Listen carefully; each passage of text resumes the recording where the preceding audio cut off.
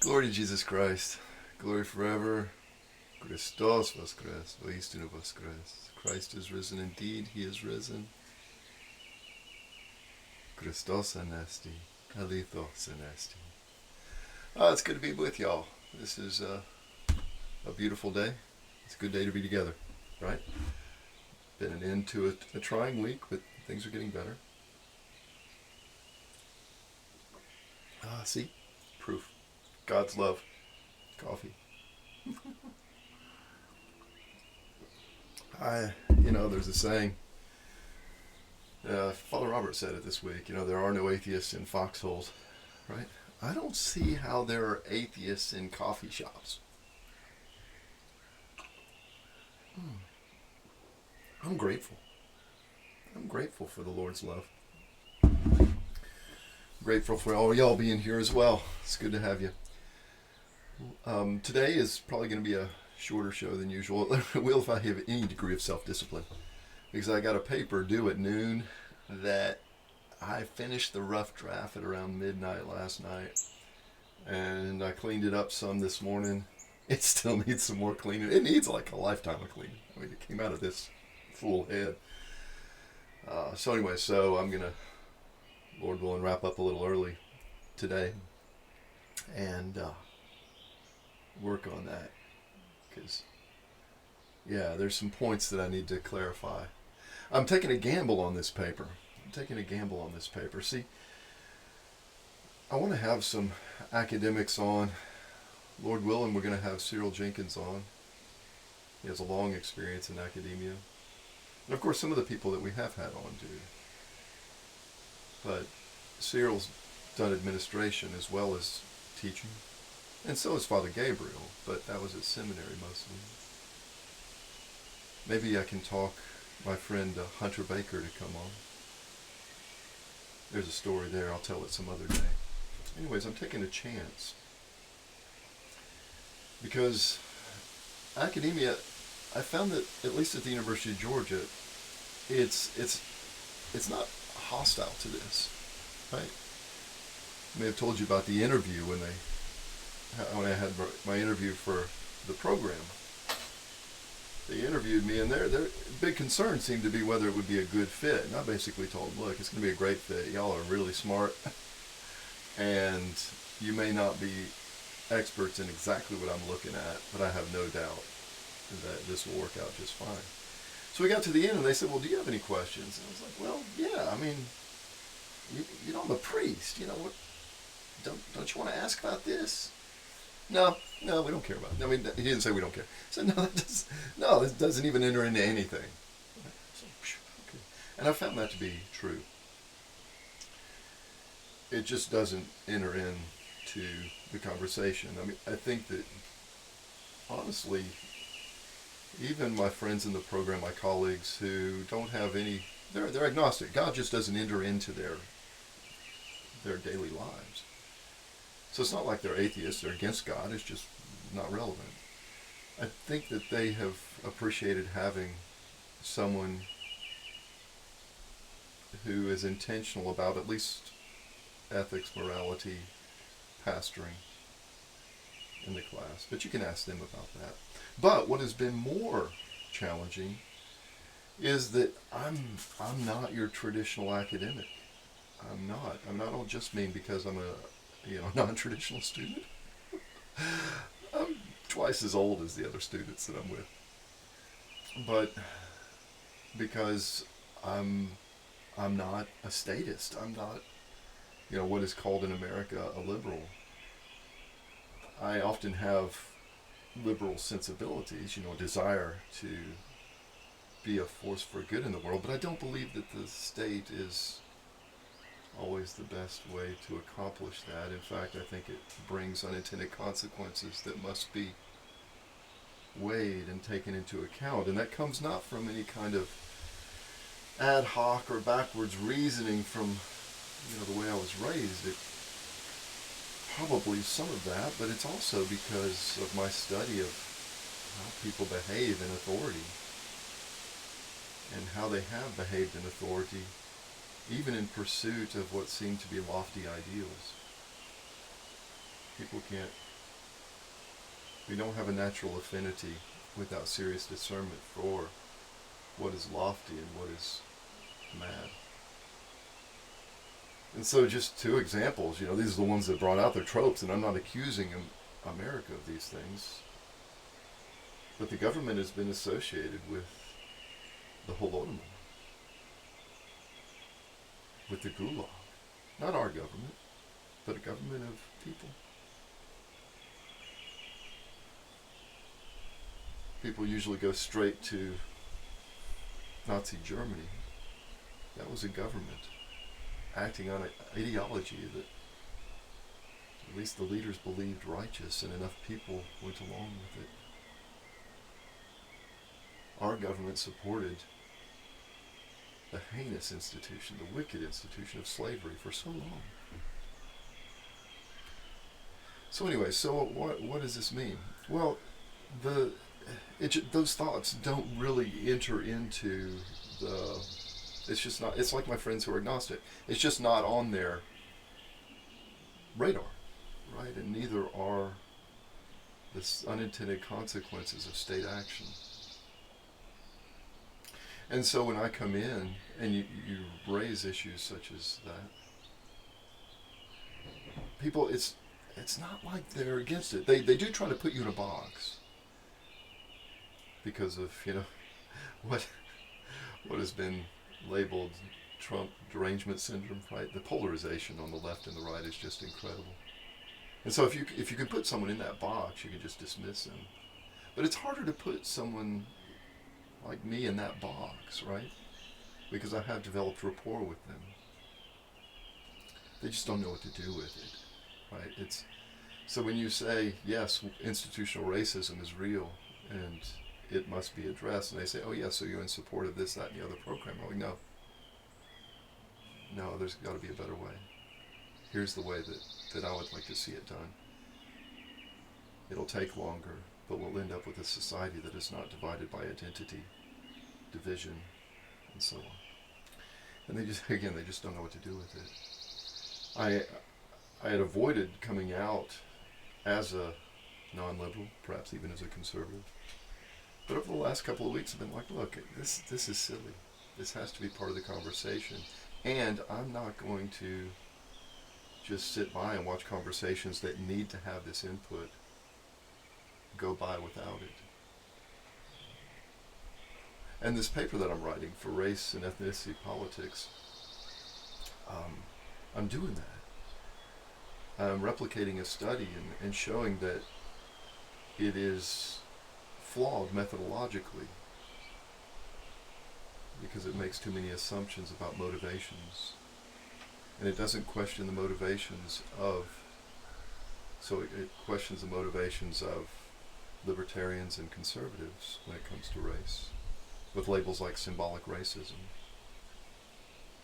But it doesn't question the motivations of those who support such programs. And so the narrative that I'm constructing includes a call for diversity, as I've spoke about on this show and on my podcast. And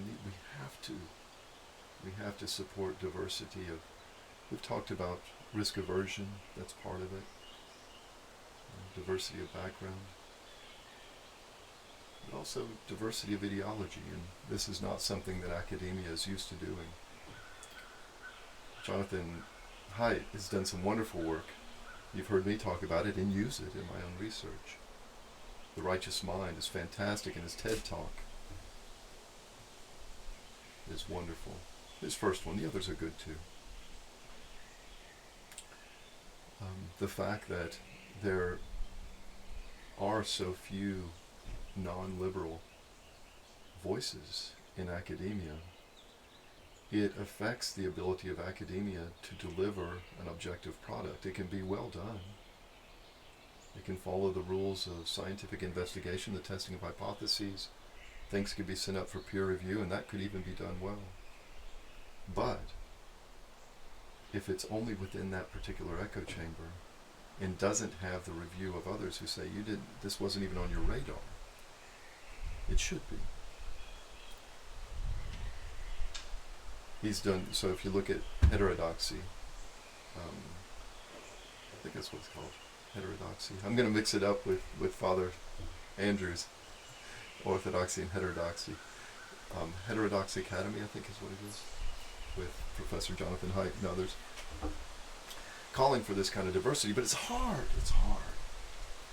So it's as hard as when I was reading these books on institutional racism, symbolic racism. It was difficult because it forced me to think about history in a different way, and pointed out some things that I just wasn't noticing, and now I do. Some things once seen cannot be unseen, and I'm thankful for that. It put some things on my radar that should have been there all along. If we had a more diverse community, and if we were more generous and charitable in our discussions with the other, that would happen to everyone. And so something, these unintended consequences, the problems of state solutions, that would be on the radar, not just of people like myself who are wired for freedom, but also people for whom that is not part of their instinct. It would be on their radar as well. And the other voice, of course, is order. The conservative impulse to say you cannot take the existence of order for granted. If you push too hard for freedom, or even if you push too hard for equality, you can have a breakdown of order. And then you have nothing. And so you need all three of those voices. You need the voice of those who are pushing us to notice the people who are disadvantaged by the status quo, and to force us to develop ways to ameliorate and overcome those things and the damage it's done. But we also need those voices who witness for the unintended consequences of such policies when it comes to freedom and when it comes to the maintenance of a just order, right? We're meant to do this together. There's a saying in Orthodoxy that we are saved in community. It's not just about some kind of formula for how we relate to Jesus Christ. Our relationship with Jesus Christ, the desire of us to be one as he is one, this flows from fundamental truth. If we meditated on that unity of the triune God, I think we might be more intentionally accepting of the diversity of our own community, of our own nation, our own world. So anyways, I'm taking a risk because I'm turning in this paper that one of the professors I've developed a relationship with because I taught for him last semester, so he knows a little bit of my heart. And also, ironically, we've developed that a bit since we stopped meeting in person, because I'm much more comfortable sharing these sorts of ideas with him one-on-one by email than I would have been in class. And so he, when you write something, you can anticipate the reaction and you can craft it, right? And he has been very supportive of this. Doesn't mean he agrees with me. I don't want agreement. I just want recognition and help for developing this idea, this approach, this understanding. And he's in. So it's not a big risk for his class. But I'm also taking a class on methodology. And so I'm doing some statistical work. So it's allowed to double count. And, statistics. I love math. You see how I can do that? I can lie with a straight face. That's not a straight face. That's me, shaking my head back and forth. I am not a natural at math. But, I pushed all the right buttons and it's all working. But I don't know this professor as well. And because it's only been a class on methodology, there's no chance to talk about deeper ideas, meaningful things. So we'll see. I raised a similar issue in a class last semester, and not even as my own idea. I wasn't taking that big a risk. But by raising an author that I admire, Samuel Huntington. And his work was just dismissed because he was conservative and was labeled a racist towards the end of his career, because his work was conservative. It said, look, we cannot, his work was on immigration, and it said, look, you can't take order for granted. For granted. For granted. Listen to me. Where's that come from? You can't take order for granted. Granite is a rock. Granted is, you can't just assume it. And so he was saying, look, this is the minimum sort of thing you need for a functioning society. And the way we're headed, those minimums may not be met. Right? That's the conservative impulse. And even Rousseau had it, by the way. So if you read Rousseau, I mean, notorious liberal, right? But you read Rousseau, at the end of, what was it, his second treatise on democracy? I get them mixed up. He talked about the kind of religion you needed, and he was not a believer. If you read Emile, right, this is kind of his explanation of how democracy can work is if you indoctrinate people according to this educational system. It's this system he describes in Emile. Anyways, at the end of his treatise on democracy, he describes what kind of religion would be necessary for the maintenance of a beneficial common good. So this is a recognition, even back then, by a liberal that you could not take order for granted. Granted. See, this is what happens. This is what happens. You can send an idiot to school, but he's still going to say stupid stuff. So anyways, taking a chance. But this is the way that I've been doing. You know, Brene Brown, she wrote a book, Daring Greatly, and I encourage you to become familiar with her work. You don't have to agree with all of it. You don't have to agree with any of it, but she's got some very wise observations. And regardless of whether you get it from her or somewhere else, you cannot be captive to the approval of others. The approval of others is useful only to the extent it is a reliable signal of whether what you are doing is effective. Right? But if you're wired like me, on the big five, high in likability, like 99%. The downside of that is that for years I didn't even notice, that my sense of worth was based on the approval of others. It's not a good place to be. It's not a good place to be. Because I'm also strongly tied to integrity. And sometimes those things, and here I'm not, it's compromise of principles, right? Let me give you an example. And this was a fruit of this long period of discernment and growth that I did under the tutelage of some good mentors. So, my mother is a widow. For the last 15 years of her husband, my stepfather's life, he was basically an invalid, and she cared for him and sacrificed her health. And she of course she did. She's a Christian. That's what she does. She cared for him in this home. And her health started deteriorating. And then once he was gone a few years ago, memory eternal, his name is Stan, a good man, took good care of her and us. It became increasingly obvious that she shouldn't be living by herself. And I won't give you the signs of this, but you know them. And there I was, up in Allentown. My sister is in Houston. My stepbrother is in Atlanta.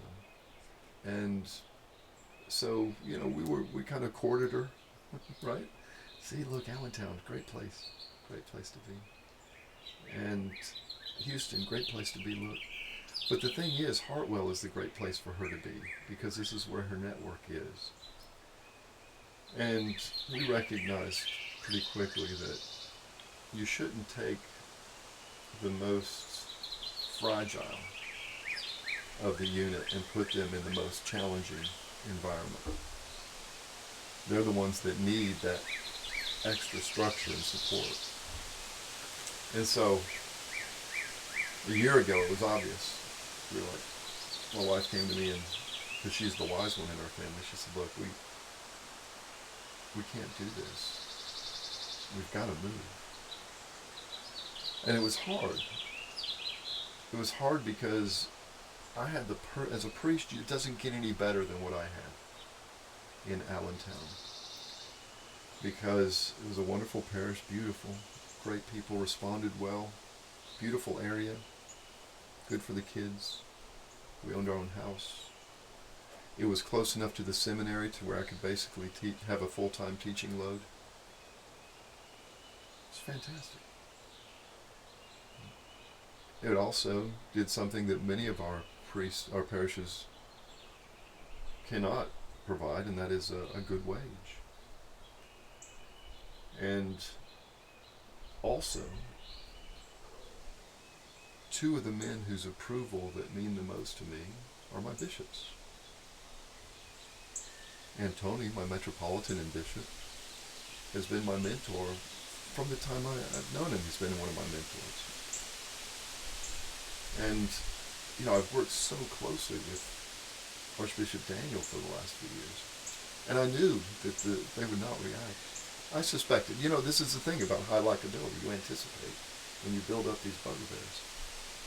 So I talked to Metropolitan Antony first, and he wasn't like, he was like, yeah. But he was like, no, you've got to do what you got to do.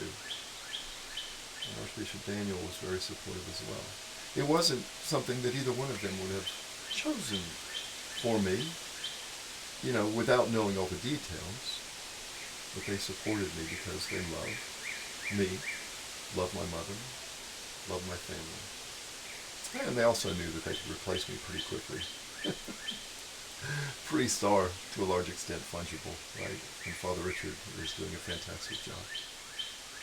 All that is to say that if I were still in that place where my self-worth was based on the approval of others, and don't even in there, what about the parishioners that I let down?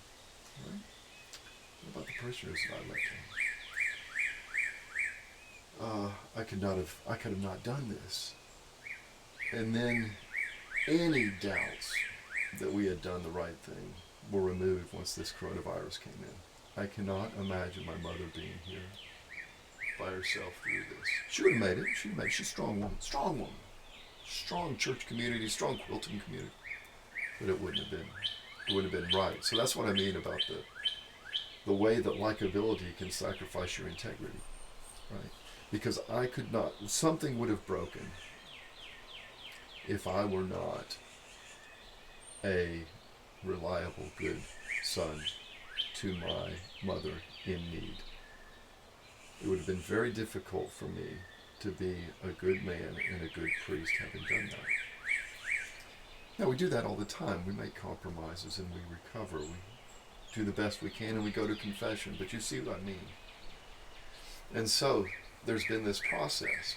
And I still pay close attention, I'm wired that way, to the reaction of others. But I'm trying to dissociate myself from defining my worth based on the approval or the disapproval of others. And if you follow my work, if you're a glutton for pain, you'll notice that a lot of the talks that I've given have been based on that. That's because I've been researching it, not as some kind of academic.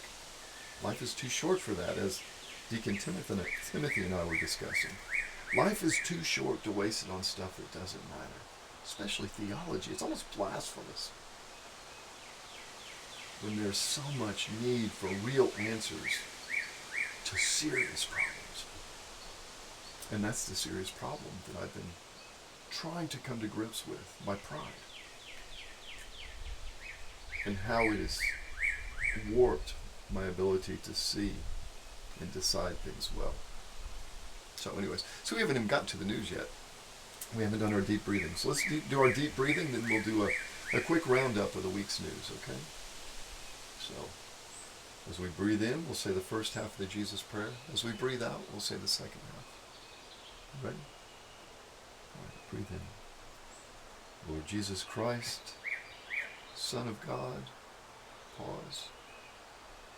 Breathe out slowly. Have mercy on me, a sinner. Pause. Breathe in slowly. Lord Jesus Christ, Son of God. Pause. Breathe out slowly. Have mercy on me, a sinner. Pause. Last time for now. Breathe in slowly. Lord Jesus Christ, Son of God. Pause. Breathe out slowly. Have mercy on me, a sinner. Pause. Okay, let's resume our breathing. I'm going to have a sip of coffee. You know, it's probably good that I didn't start out with that breathing, because here's a side effect. If you don't have enough sleep, if you do that deep breathing with the Jesus prayer or psalmody, and you're sitting in a comfortable chair, nice Georgia day, you know where you're going to end up some of the time? Sawing logs.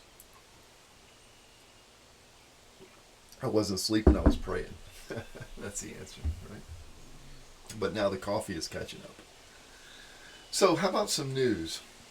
So, let's see here. I'm going to pull up my tabs, and let's, I got to move this light out of the way. Ooh, wow. Okay, so here's one of the things. Don't talk a lot about the virus and the reactions to it. Talked a little bit when I talked about risk aversion. Here's one of the things that is on my radar, and I wonder if it's on yours, is religious liberty. You know, as an American, we have these ideas about church and state and separation. And, man, we love our First Amendment, right? It's the First Amendment. Yeah. And so one of the things we pay attention to, if you're wired for freedom, is, oh my goodness, I see why you're doing this, but no, man, this makes me really uncomfortable when the government says things about whether we can worship or not. I get it though. I'm like, yeah, okay, you can regulate you can regulate places, you can regulate space in emergencies like this, but you better not treat religion differently. Okay, and generally they aren't, right? In fact, at least in the South, most places, they're more generous towards worship. But something showed up on my news feed, and it was an article criticizing Knox counties in Tennessee, their reaction. And the article said that, you know, they had come up with guidelines about, you know, how to do worship and how not to do worship, and had made comments about communion. No. No, and not comments, like if you treated it just like you treated, say, a restaurant, right? Then you have some sort of expertise on this, maybe, okay? You see where I'm going with this? But once you move over and you say things like, by the way, you cannot have communion. There is no communion. And I encourage you to share with your parishioners the spiritual meaning of these things. What? No, you're not elected to give us theological advice on what constitutes proper behavior, proper attitudes within the church. You can regulate what is done within that space to a certain extent. Things like social distancing, okay, I can live with that in an emergency. But don't comment. Don't even offer your comments or consolation about what it means for the religious experience and whether or not communion is required. It's not up to you any more than it's up to you to make comments on whether or not prostrations are a necessary part of Muslim piety. It's just not the role. And so I was like, really? Surely they didn't do that. And so the article provided links, and I went to the links, and here's what you need to do. Investigate, right? Dig a little deeper. So I was like, man, he's putting quotes in here, right? That quotes, when you have quotes, that's pretty serious, right? That's pretty darning stuff. Pretty danging stuff, right? Since I'm from the South. So I clicked on the link, And the section for religion that I assume he had been quoting from yesterday was now gone. It was gone. It said, instead of a list of things, there was space for the huge list, just like there had been for restaurants and things, and it was filled out in the restaurants, but it's just a huge space. And it says, see state guidelines, right? And there's no link for that. So I bet you what happened is somebody, put it out there and they got reactions like mine, and worse, right? My reaction is, I'm not sure that's in your purview. The comments out there are not so generous, right? As you can well imagine. And by the way, I'm consistent with that. I don't think the state has any kind of insight that it should try to offer. Politicians can have opinions, but we had this huge discussion of marriage. What in the world does the government have to do about telling religions what is or isn't a marriage? It doesn't. And here you may think that I'm talking about relationships, same-sex marriage and things. It's not just about that. Listen, give me a little credit here, all right? Because it includes that, but it includes other things. Did you know that I as a priest, will refuse to marry two people who are in love and want to share their lives if one of them is an Orthodox Christian and the other one is an atheist? Oh my goodness. Do you think that's something that the state has ever come down on? No, well, in a sense it has. Because the state's role in this whole thing is to recognize whether that is a contract that should be enforced. And of course, as a contract, it is. But as an Orthodox marriage, it doesn't exist. It doesn't have any meaning because it's a unity in Christ. And if one of the members of that union denies Christ, then it's an artificial thing. So you can't impose that on a church. You can't say, oh yes, and if the state came back and said, oh yes, but you don't understand love, not your business. Not your business to tell me how to do religion. It's just not your purview. Your purview is to protect this space so that we have the freedom to act and believe as we want, and to enforce any contracts that do come out of here if you want, right? And that's the way it works now. Is we perform a subset of the marriages that are allowed under contract law and marriage law in the United States. A very small subset. One of the people has to be an Orthodox Christian to begin with, and the other one has to be a Christian baptized in the name of the Trinity with water. Right? So we do a subset, and right now I sign a contract. I sign as almost an agent for the state, saying this is a contract worthy of enforcement. Right? Here are my bona fides. I'm a priest of the Ukrainian Orthodox Church of the USA. Father Anthony Perkins. There you go. They say, oh yes, this is a subset of the types of marriages that we recognize as valid. Go forth and do good things, right? But when it comes the other way and says, oh well, you have to do all marriages, that's insane. The state has no authority and no expertise to tell any religious group what sort of union they should recognize and bless. That's just me. Okay, so maybe I'm being too political. Forgive me. But when stuff like this comes up, when they say, oh, so again, they can tell restaurants, look, if you're going to serve a meal, you have to use, disposable utensils, right, and disposable cups. And by the way, that's true of any time that food is offered in any kind of public space. All right. Well, that's a regulation that we have to talk about, right?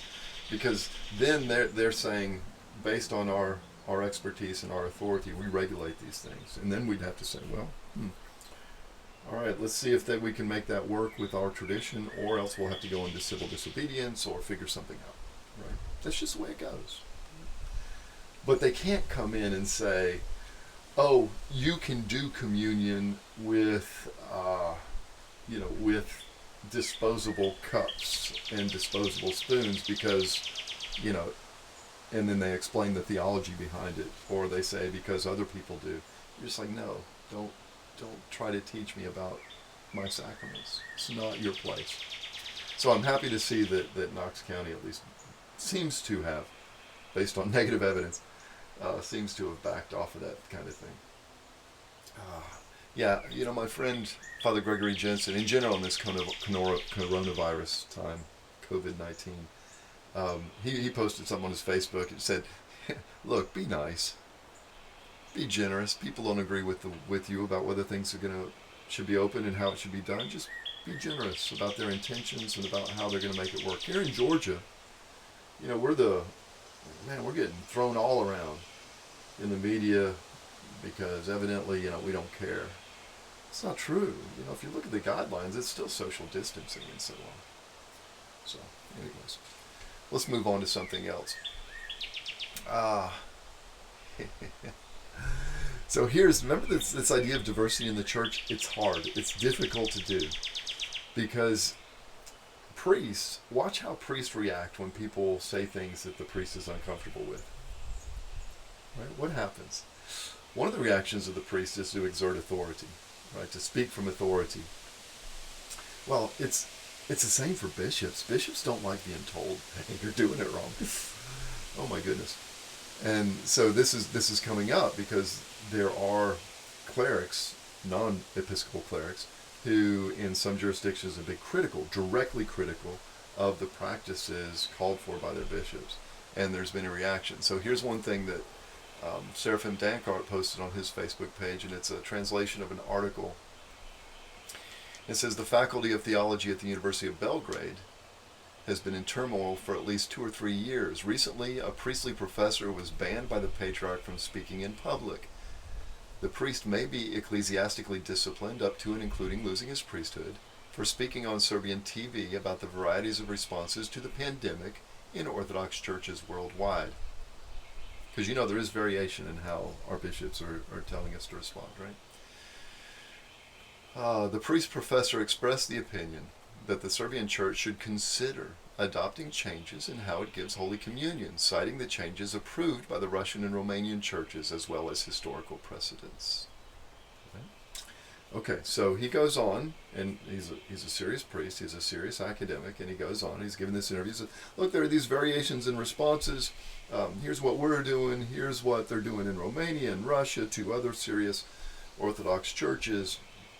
I think we should consider doing what they're doing." Like, for example, in Russia, there was right now something came out yesterday where the patriarch said, "Look, all our services are behind closed doors now," right? Because some communities celebrated Pascha, right, with more than 100 people, and now, it's like here in Albany, Georgia, or Albany, Georgia. There was a funeral early on, and it became, a vector or whatever it is of COVID-19.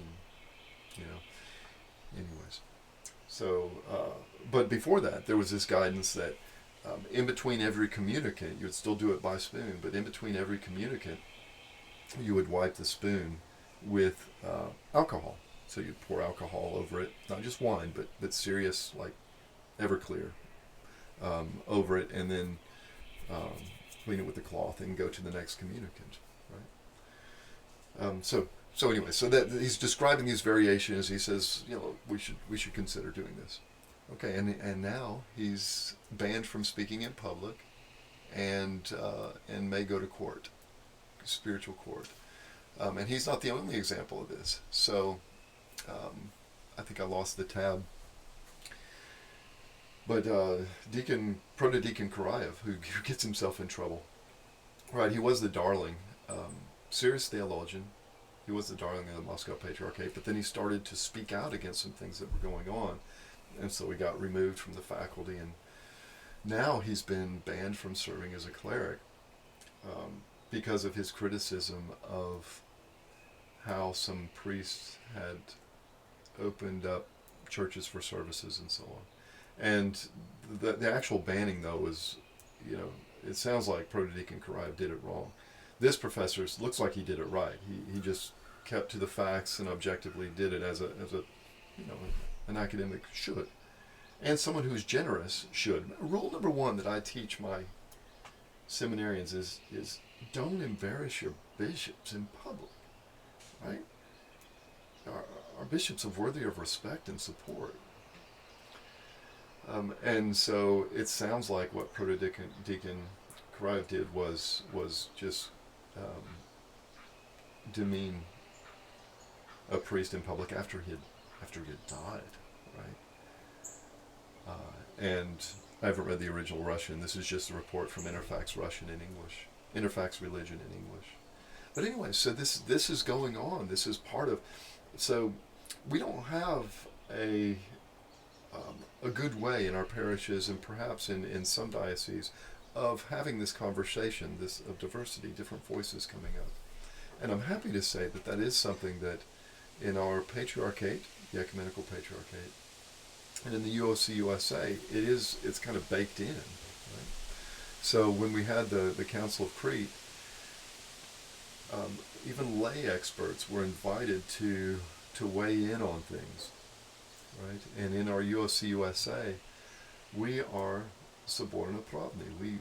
The bishops are our rulers. We call them vladiki, right? Vladika. They are our masters, is the translation of that word.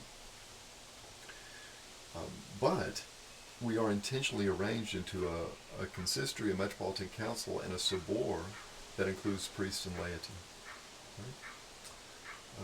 Right? And these are not, it's not stacked full of yes people either. I mean, it's a lot of fun being part of, because the thing that we all agree on is our life in Christ and our love of the Ukrainian Orthodox Church of the USA, our love of orthodoxy. But personalities, ideologies, risk aversion, it all varies. And it's not easy. It's not easy. It's much easier to do things where everyone agrees with you. It's easy in the short term, but it causes disaster and problems in the medium to long term. So I am very thankful. As I've said, I hope you've heard this. I mean, for the efforts that my bishops take, even when they don't like what their priests do or they disagree with them, if we do it well and they know our hearts, then, and I know their hearts, and that changes everything. So we didn't get to all the news, but look, I've got to go. I've got to write that paper, or else I'll have a lot more time to do this. But as we'd like to joke in our house, if I don't get this paper written, we'll end up eating bugs because my current employment is tied to my performance as a graduate student. So I've got a nice note from a listener. These episodes are the best. I watch and then listen again while I'm doing artwork. So much content, peaceful setting too. Oh, God bless you. You're so kind, Carol. God bless you. Christ is risen. I do hope that y'all find this useful. I do. Connecting with people like this, even though I can't see you, I know you're there. Because many of you connect with me through email or on Facebook to give responses. I encourage that. But this does help. And especially helps me when I have this kind of virtual connection with people that that I know their heart and they know mine.